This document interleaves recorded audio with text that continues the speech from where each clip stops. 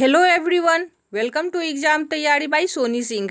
आज हम लोग साइंस के कुछ प्रश्नों को देखेंगे जो प्रीवियस ईयर में आ चुके हैं और आगे भी आने की संभावना है। तो इन प्रश्नों को पहले हम लोग प्रश्न को, फिर ऑप्शंस को और फिर इसके विस्तार से चर्चा करेंगे। तो पहला प्रश्न है, निम्नलिखित में से कौन क्लोरोकिस्लेनॉल और टेर्पिनॉल का मिश्रण है? कौन सा? क्लोरोकिस्लेनॉल और टेर्पिनॉल का मिश्रण। तो फर्स्ट ऑप्शन है फ्यूरेसिन, आइडोफॉर्म, सोफ्रामिसिन और डेटॉल। तो सीधे इसका हम लोग आंसर देखते हैं, वो है डेटॉल। तो डेटॉल क्या है? डेटॉल एक एंटीसेप्टिक विलयन है जो हम लोग के घर में कटने पे, जलने पे यूज होता है। डेटॉल आइसोप्रोपेनॉल, किसका? आइसोप्रोपेनॉल, कैस्टर तेल, क्लोरोकिस्लेनॉल, साबुन, टेर्पिनॉल, पाइन तेल और जल का मिश्रण है।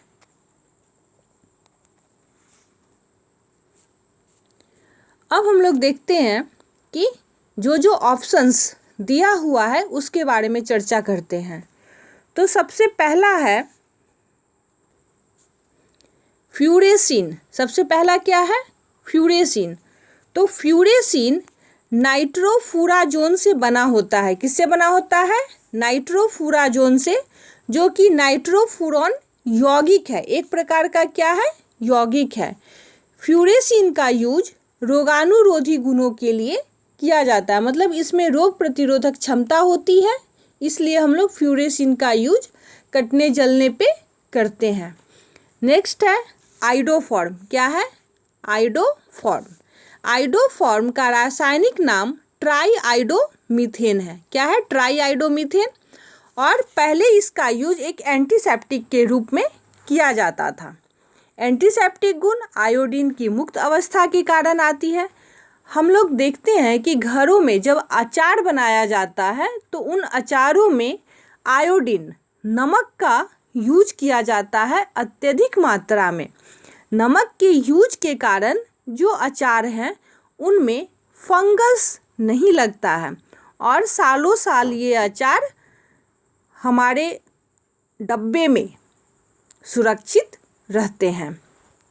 नेक्स्ट क्वेश्चन है ऑप्शंस सोफ्रामिसिन। क्या है? सोफ्रामिसिन। तो सोफ्रामिसिन एमिनोग्लाइकोसाइड, किससे? एमिनोग्लाइकोसाइड आधारित एक एंटीबायोटिक है। ठीक, इसका यूज होता है घाव, त्वचा की जलन, अल्सर में हम लोग सोफ्रामिसिन का यूज करते हैं। यातायात में जलन पैदा करने वाली लाल धुंध मुख्य रूप से किसके कारण होती है? तो नाइट्रोजन के ऑक्साइड के कारण। किसके कारण होती है? नाइट्रोजन के ऑक्साइड के कारण। अब हम लोग एक एक को बारी बारी से देखते हैं। तो सबसे पहले है नाइट्रोजन के ऑक्साइड। जब जीवाश्म ईंधन, कौन सा? जीवाश्म ईंधन को जलाया जाता है। जीवाश्म ईंधन में क्या आते हैं? लकड़ी, कोयला, गोईठा, उपकल, ये सब जीवाश्म ईंधन है। तेल, पेट्रोलियम। तो इन सब चीज़ों को जब जलाया जाता है तो उच्च तापमान पर डाई नाइट्रोजन और डाई ऑक्सीजन, ध्यान दीजिएगा, डाई नाइट्रोजन और डाई ऑक्सीजन दोनों मिलकर नाइट्रिक ऑक्साइड NO, ठीक है, क्या बनाते हैं? Nitric oxide. और नाइट्रोजन डाइऑक्साइड की मात्रा को उत्पन्न करते हैं। नाइट्रोजन डाइऑक्साइड की मात्रा उत्पन्न करते हैं। N2 प्लस O2 दोनों मिलके क्या बनाया? 2NO, जो कि नाइट्रिक ऑक्साइड है। NO2 देने के लिए NO ऑक्सीजन के साथ तुरंत अभिक्रिया करता है। ठीक है, NO किसके साथ अभिक्रिया करता है? ऑक्सीजन के साथ। यातायात और भीड़ भाड़ वाले स्थानों में जलन पैदा करने वाली धुंध नाइट्रोजन के ऑक्साइड के कारण होती है। अब कुछ इम्पॉर्टेंट बातों को देखते हैं कि NO2 की उच्च सांद्रता, ठीक है, NO2 की उच्च सांद्रता पौधों की पत्तियों को नुकसान पहुंचाती है और प्रकाश संश्लेषण की जो दर है उसको धीमा कर देती है। नाइट्रोजन ऑक्साइड भी तीव्र श्वसन विकारों का कारण होती है।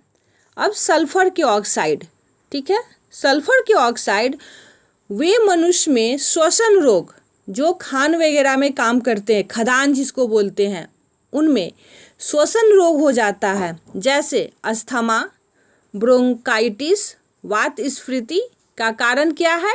सल्फर के ऑक्साइड। सल्फर डाइऑक्साइड से आँखों में जलन होती है और आंसू और लालिमा आ जाती है, ठीक है। सल्फर डाइऑक्साइड गैस की उच्च सांद्रता, ठीक है, फूलों की कलियों की कठोरता के लिए जिम्मेदार है और कठोर होने के कारण फूल जो है वो पौधे से अलग हो जाती है। किसके कारण? सल्फर डाइऑक्साइड के कारण। फूलों की कलियों की कठोरता के लिए जिम्मेदार है और कठोर होने के कारण फूल पौधों से अलग हो जाते हैं। अब हम लोग नेक्स्ट प्रश्न को देखते हैं। ऊतक के प्रकार कितनी ग्रंथियां हैं? ऊतक के कितने प्रकार की ग्रंथियां हैं? तो पहला है तंत्रिका, उपकला, मांसपेशी और संयोजी। तो उपकला जो है वो ऊतक के प्रकार की ग्रंथियां हैं। कौन सा? उपकला।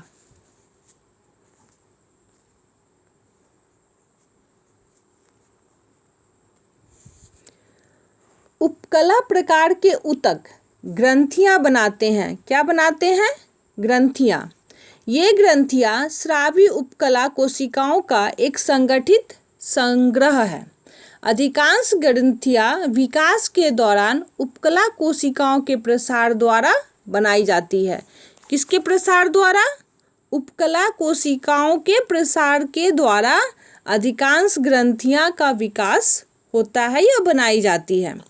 कुछ ग्रंथियां एक वाहिनी के माध्यम से सतह के साथ अपनी निरंतरता बनाए रखती है और इसे हम लोग बहिस्रावी के रूप में जानते हैं। हम लोग बायो में पढ़े हैं बहिस्रावी और अंतःस्रावी।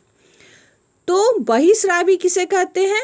ऐसी ग्रंथियों को जो एक वाहिनी के माध्यम से सतह के साथ, किसके साथ? सतह के साथ अपनी निरंतरता बनाए रखती है, उसे बहिस्रावी कहते हैं।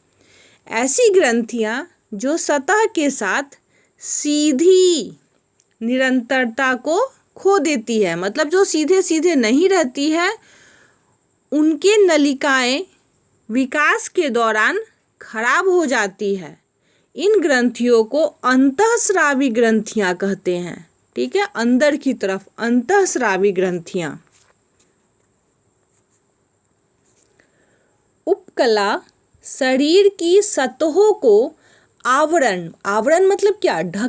ढकने वाली कोशिकाओं की एक सतह शीट मतलब चादर बनाती है। सतह शीट है। उपकला की अपनी रक्त आपूर्ति नहीं होती है। वे ऑक्सीजन और मेटाबोलाइट्स के आदान प्रदान के लिए प्रसार पर भरोसा करते हैं। किस पे? प्रसार पर। किस चीज़ के लिए? ऑक्सीजन और मेटाबोलाइट्स के लिए। उपकला में विशेष सेल जंक्शंस होते हैं। क्या होते हैं? सेल जंक्शंस, जो आसन्न कोशिकाओं को एक दूसरे से बांधे रखते हैं। एक वस्तु दूरी को आवरण करती है, मतलब कवर करती है, जो समय के वर्ग के सीधे अनुपातिक है। इसका त्वरण क्या है? ध्यान देना है कि बोल रहा है कि एक वस्तु किसी दूरी को आवरण करती है, मतलब कवर करती है, उस दूरी तक पहुंचती है जो समय के वर्ग के सीधे अनुपातिक है, तो इसका त्वरण क्या है? तो त्वरण क्या रहेगा? लगातार रहेगा, कांस्टेंट, लगातार रहेगा। वस्तु का त्वरण क्या है? स्थिर है। कैसा है? स्थिर। अब वस्तु के त्वरण का स्थिर होना किस कारण से है? दूरी की यात्रा अगर हम लोग d माने तो यह कैसे होगा? क्या बोला कि समय के सीधे, वर्ग के सीधे अनुपातिक है। तो समय हम लोग एक कांस्टेंट मान लेते हैं राशि के, और t का स्क्वायर -1, जहाँ के अनुपातिक का प्रतीक है। समय मिलने पर समीकरण 1 को अलग रखेंगे। गति कितना है? v = 2kT - 2। फिर इसे हम लोग त्वरण को 2 के एक स्थिर मान हम लोग का प्राप्त होता है। इसलिए वस्तु का त्वरण क्या है? स्थिर है। अब त्वरण के प्रकार, त्वरण कितने प्रकार के होते हैं? तो रैखिक त्वरण, जो एक सीधी रेखा में चलती हुई वस्तु केवल अपने वेग में परिवर्तन करके तेजी ला सकती है, तो ऐसे त्वरण को रैखिक त्वरण कहते हैं। वक्रता त्वरण, वक्रता गति में जो गति एक गैर रैखिक विमान में या वक्र, मतलब जो गोल सर्कल में जो त्वरण होता है, उसे हम लोग वक्रता त्वरण कहते हैं। त्वरण दोनों का एक संयोजन है। किसी गति पथ पर, कहाँ पर? गति पथ पर वक्रता त्वरण कहा जाता है। एक व्यवहारिक में त्वरण दोनों का एक संयोजन है। नेक्स्ट क्वेश्चन है कि तंतुमय अपास्थानिक जड़ें, कौन सी? अपास्थानिक जड़ें किनमें पाई जाती है? आम, ब्लूबेरी और मक्का, गेहूं, सूरजमुखी और चना, गन्ना, मक्का और बांस, गन्ना, कद्दू और आलू। तो तंतुमय या अपास्थानिक जड़ें गन्ना, मक्का और बांस में पाई जाती है।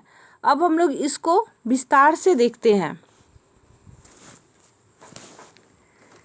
रेशेदार या अपास्थानिक जड़ें, ये जड़ें तने के आधार से, कहाँ से? तने के आधार से निकलती है और रेशेदार जड़ प्रणाली का निर्माण करती है, जैसे गेहूं के पौधे। ये जड़ें पतली और आमतौर पर अविभाजित होती हैं। कौन से? रेशेदार या अपास्थानिक जड़ें। गेहूं, मक्का, बांस, केला, प्याज, गन्ना, इसमें बहुत छोटे छोटे पतले पतले रेशे टाइप के जड़ें होते हैं, एकदम झाड़ की तरह छोटे छोटे पतले पतले। पौधे की मुख्य जड़ को मूसला जड़ कहते हैं। ठीक, पौधे की मुख्य जड़ को मूसला जड़ कहते हैं। जड़ प्रणाली, तो अब जड़ प्रणाली किस में होती है? तो द्विबीजपत्री पौधों में होती है, और इन पौधों को रेशेदार जड़ों वाले एक बीजपत्री पौधों से अलग करके एक आधार हम लोग मान सकते हैं। एक जड़ प्रणाली वाले पौधों में ट्रंक क्या होता है? ट्रंक, जैसे प्राथमिक जड़ें सीधे भ्रूण की जड़ से विकसित होती है, जिसे रेडिकल कहा जाता है, और मिट्टी में नीचे की ओर बढ़ती है, जैसे नाशपाती, चना, सूरजमुखी, गन्ना, आम, सरसों, गाजर, चुकंदर। ये सब क्या है? किस जड़े की उदाहरण है? तो रेडिकल जड़ों की उदाहरण है। इस प्रकार गन्ना, मक्का और बांस में कौन से जड़ें पाई जाती हैं? तो रेशेदार अपास्थानिक जड़ें। इसे आप फिगर से भी देख सकते हैं। ये मूसला जड़ है और ये रेशेदार जड़ है। अब हम लोग मूसला जड़ और रेशेदार जड़ को देखेंगे। तो मूसला जड़ द्विबीजपत्री पौधों में मूलांकुर के सीधे बढ़ावा से प्राथमिक जड़ का निर्माण होता है।